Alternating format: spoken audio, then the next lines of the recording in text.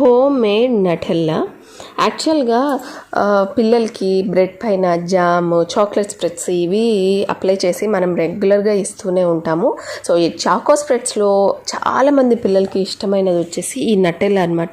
దీని టేస్ట్ అంత బాగుంటుంది. సో పిల్లలు ఎక్కువ అదే అడుగుతూ ప్రిఫర్ చేస్తూ ఉంటారు. కానీ దీన్ని రెగ్యులర్గా మనం కానీ ఇచ్చామంటే దాని వెనకాల మీరు కానీ చదివినట్టే షుగర్స్ చాలా ఎక్కువగా ఉంటాయన్నమాట దీంట్లో. సో ఇది రెగ్యులర్గా ఇవ్వడం వల్ల కొంతమంది పిల్లలకి, అందరికీ కాదు, కొంతమంది పిల్లలు ఒబేస్ అయిపోతూ ఉంటారనమాట.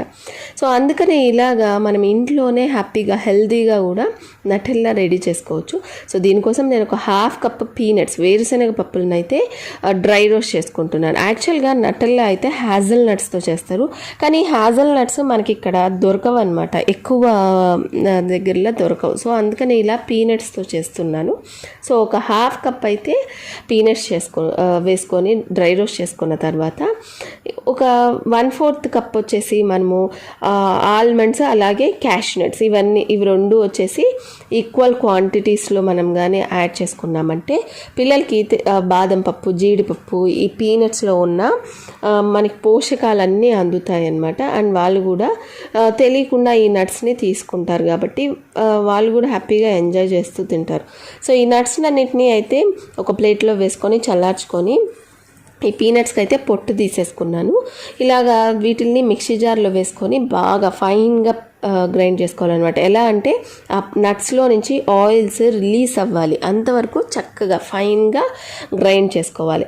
ఇక నటెల్లా ఫ్లేవర్ రావాలంటే చాక్లెట్ ఫ్లేవర్ ఏదో ఒకటి యాడ్ చేయాలి కదా. సో నేను ఇక్కడ sweet and cocoa powder Hershey's వాళ్ళది 1/4 కప్ అయితే యాడ్ చేస్తున్నాను.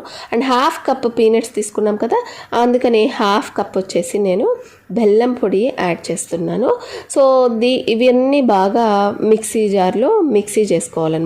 సో ఈ బెల్లం పొడి, కోకో పౌడర్ యాడ్ చేసుకున్నాక కొంచెం పొడి పొడిగా తయారవుతుంది. కానీ నటెల్లా మనకి బ్రెడ్కి అప్లై చేసుకునే టెక్స్చర్ రావాలి కాబట్టి నేనైతే ఇందులోకి 1/4 కప్ వచ్చేసి ఆయిల్ యాడ్ చేస్తున్నాను, రిఫైన్డ్ సన్ఫ్లవర్ ఆయిల్. మీరు బటర్ అయినా ఇందులోకి యాడ్ చేసుకోవచ్చు. ఎనీ ఫ్లేవర్ లేని ఆయిల్స్ని అయితే యాడ్ చేసుకోవచ్చు. సో ఇలా 1/4 కప్ యాడ్ చేసుకున్నాక చూడండి నటెల్లా కన్సిస్టెన్సీలో వచ్చేసింది. ఒక 4 minutes 3 minutes కంటిన్యూస్గా మనము మిక్సీని తిప్పుతూ ఉంటే పల్స్లో అలాగా చక్కగా ఇలాగా స్మూత్గా ఈ కన్సిస్టెన్సీ, ఈ టెక్స్చర్ చూడండి సేమ్ మనకి నటెల్లా ఎలా ఉంటుందో అలాగే వచ్చేసింది కదా. సో దీన్ని మనకి రెఫ్రిజిరేటర్లో అయితే ఒక 6 months వరకు చక్కగా యూజ్ చేసుకోవచ్చు, బయట అయితే ఒక 2 months వరకు యూజ్ చేసుకోవచ్చు. సో దీంట్లో మనము వేరుశనగ పప్పు యాడ్ చేసాం కదా. సో దీని టేస్ట్ అయితే నాకు పీనట్ బటర్ తిన్న టేస్ట్ కూడా వచ్చిందనమాట, ఎందుకంటే ఎక్కువ పీనట్స్ ఎక్కువ యాడ్ చేసాం కాబట్టి. సో మనం పీనట్ బటరు అలాగే నటెల్లా బయట కొంటే మనకి తెలియకుండానే ఎంతో కొంత షుగర్స్ వాళ్ళు యాడ్ చేస్తారు. అండ్ మనం హెల్తీగా తిందామని తెచ్చుకుంటాం, కానీ ఇలాగ షుగర్స్ యాడ్ చేయడం వల్ల ఆ పర్పస్ అయితే సర్వ్ అవ్వదు.